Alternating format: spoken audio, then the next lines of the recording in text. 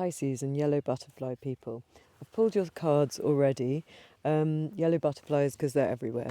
The rain stopped, spring is starting, it's wonderful. I've pulled your cards already, and this is a really wonderful reading on how to set your North Star. You in the idea of setting your North Star, and the Nine of Pentacles. The way that it's coming to me is that you really want to feel as if you can appreciate yourself.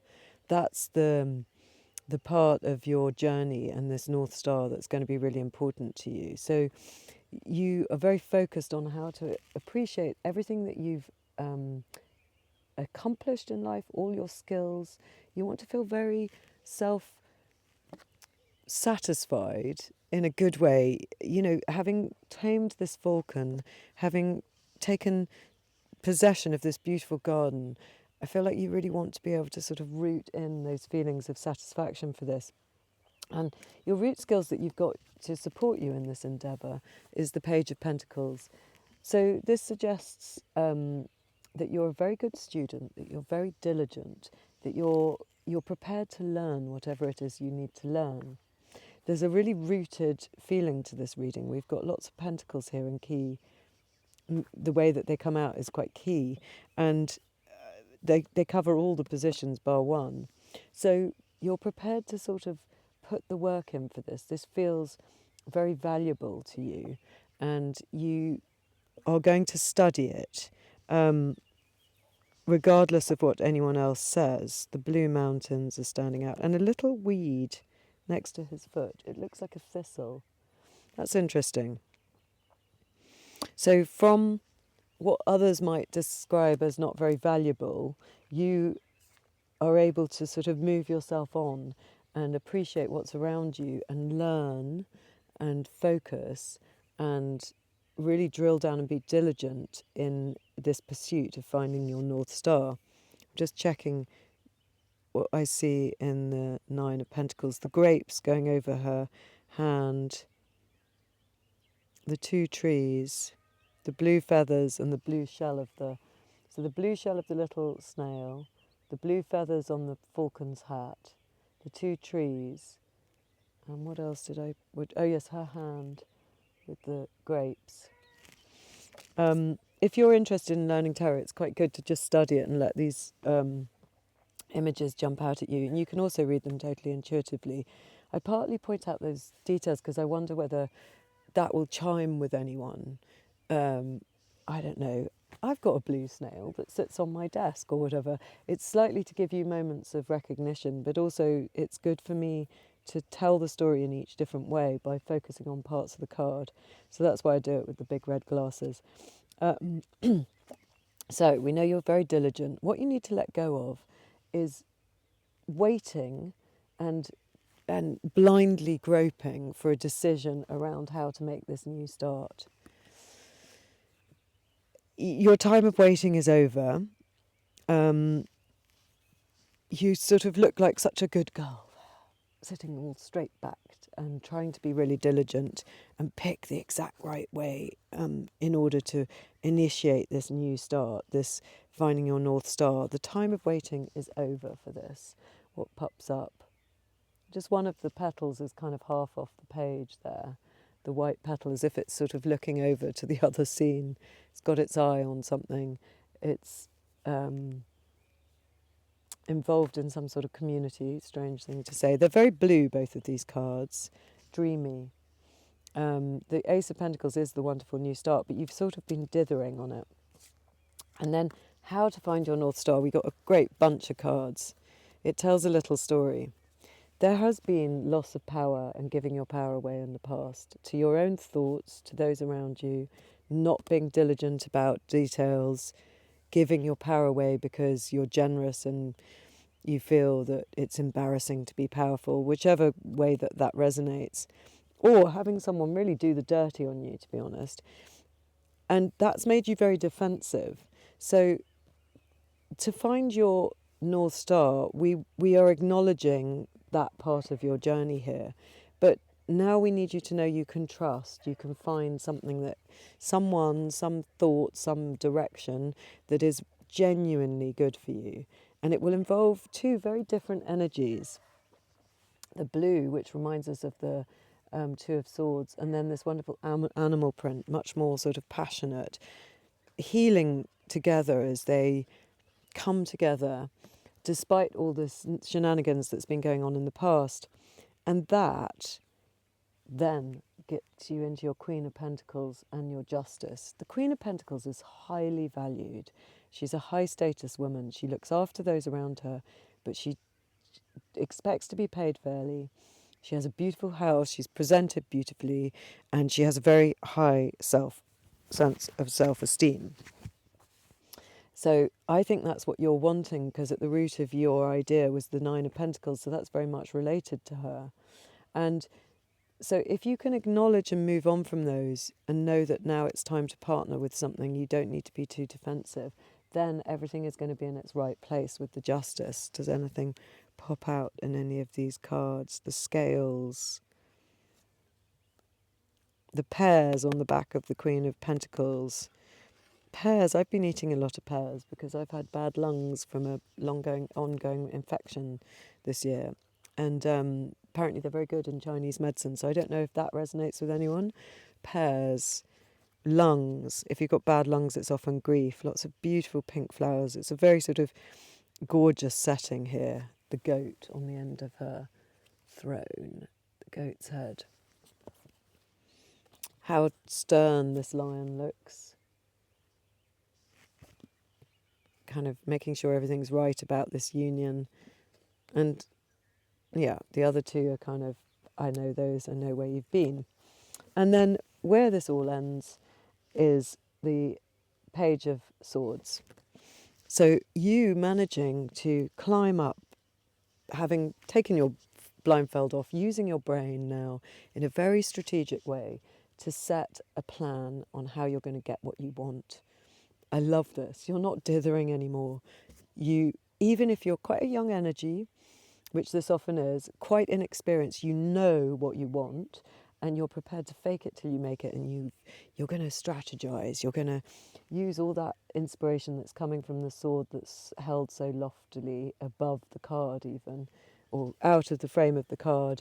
You're on high ground. You can really survey and imagine where you want to see yourself next. And I just love that. That's wonderful. It's really positive.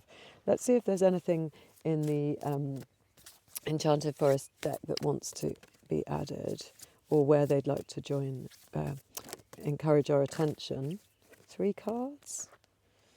Let's see what they are.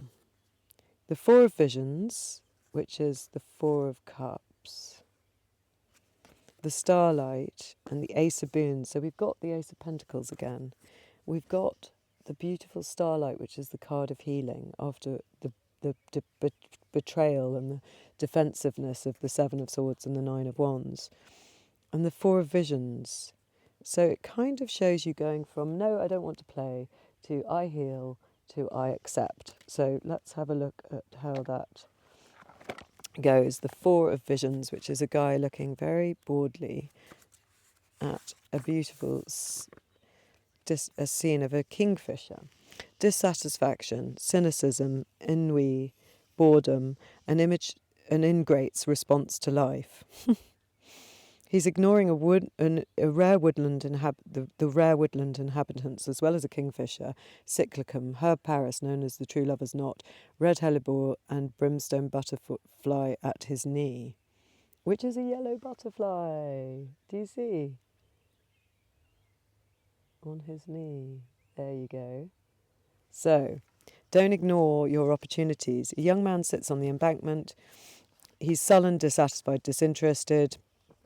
He's bored, so he's gone out into the woods, and he doesn't like his day-to-day routine. Even in this magical place, he's still bored. He could be anywhere, a city street or a barren desert. He can't see beyond his own gloom. There are wonders close at hand, but his cynicism and negativity blind him to them. Even the flashing brilliance of a kingfisher doesn't rouse him from his moody sulks. He's no idea what he wants. Okay, no idea what he wants. The opposite of where you end up. So we're sort of showing you your progression of your journey. Have you forgotten where you left your bliss? Maybe you're even hoping for an emotional lottery. win, or an earth-shaking epiphany to awaken your enthusiasms. The truth is, lasting happiness is made up of small moments. It's just a matter of opening your eyes to the wonder of the world. I love it. Open your eyes, like taking off the blindfold of the Two of Swords. And the Starlight, which talks about the moment of healing that comes after the Tower.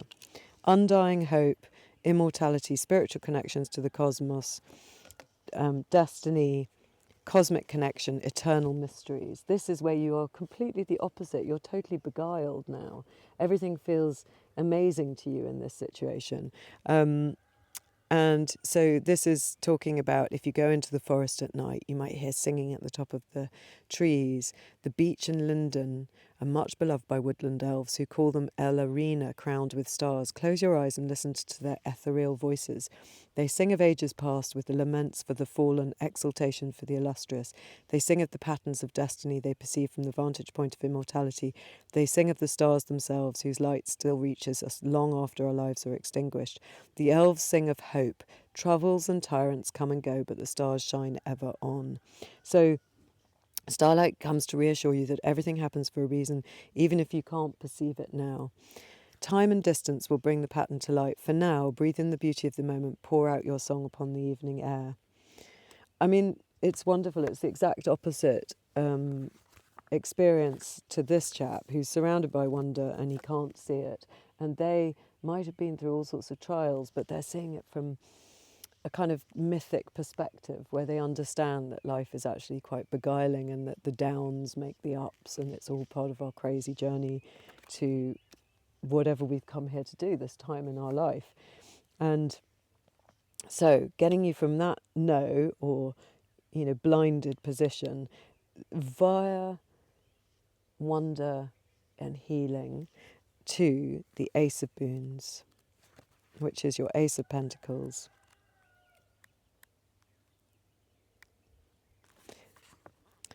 Prosperity, healing, luck, practical applications of magic, the earth element, money, a new start. The enchanted ally for boons is the toad. First things first, never confuse a toad with a frog. It offends them both, and you definitely want to stay on the toad's good side, for he's a luck magnet. His specialities are healing and prosperity, but he is helpful with any kind of manifestation you might need. This is why toads have such long associations with witches and wizards. Sorceresses in particular have always known the benefits of toad partnership when it comes to manifestation spells. The toad says, keep all your feet on the ground. The toad's gift is a toadstone ring. See that ring there? Toadstones are not the most attractive amulets, perhaps, but their power is legendary. A toadstone is an all-purpose antidote and changes colour in the presence of any poison. That's interesting. Toadstone rings also protect against curses and other supernatural mischief. So here you are being protected with an alliance with the toad from that kind of sneaky stuff. This is helping you protect yourself, and it's saying make an alliance with something quite spiritual in order to help you affect this change. I love it. Right. One card, hopefully, from the not two. Right, the Wheel of Spiral of Fortune from the Shining Tribe and the Four of Rivers. So it says you're jumping in and affecting change with the Spiral of Fortune, which is like the Wheel of Fortune. Let's have a look. Right at the end. Towards the end. Oh no, it's halfway through, isn't it? 10. There we go. Breaking out of old patterns, change that liberates, gaining a wider vision, the possibility of breakthrough, especially when a person seems to have gotten nowhere. That's lovely. It's talking about what we see here. I don't know that we have to... Sometimes our lives seem to be going round and round in circles, stuck in the same situation with no way out. This card suggests all these circles are really a spiral. If we persist, we will break free. Okay, that's your message from this. Don't get all like him, thinking, oh, nothing's ever going to change. If you persist, you will break free. And the Four of Rivers There's a lovely card from memory. New beginnings and commitment, casting off limitations, admitting past mistakes, the ability to handle difficult situations with balance and peace. This is the journey we see you going through, healing any past hurt and going into this beautiful part of your life where things are a bit more peaceful for a while, at least. Everything changes, as we know. I don't know that I need to read much more. You're being freed from your old self into your true being, so you can now move peacefully through the glorious wonders of the spiritual world. So it's a sense of you moving into this kind of Nine of Pentacles resplendence, which is your true self. And we'll just get a couple of little extra Rider-Waite tiny weeny cards to see if there's anything they would like to add. 4. Let's see. Anything we've missed here? Yeah, 9 of Pentacles turning up again with the 6 of Pentacles being fairly appreciated and working with the world rather than feeling it's going to mug you off. And it all comes through the energy of the star, which is the starlight. You're moving into a phase where there's less problems and more cooperation. And it's partly because you've got some spiritual allies, I think, and partly because you're just becoming more of yourself, and that part of your time is over. It's just a wonderful affirmation about healing, getting what you want, knowing where you want to focus now with the starlight, which indicates this kind of page of swords, knowing exactly what you want because you're going by the star now in your card, and then starting to cooperate with elements of life with the 3 of Pentacles to become your resplendent version of yourself, where everything is in good balance with the card of reciprocity. This is so beautiful. What a lovely reading. See you again.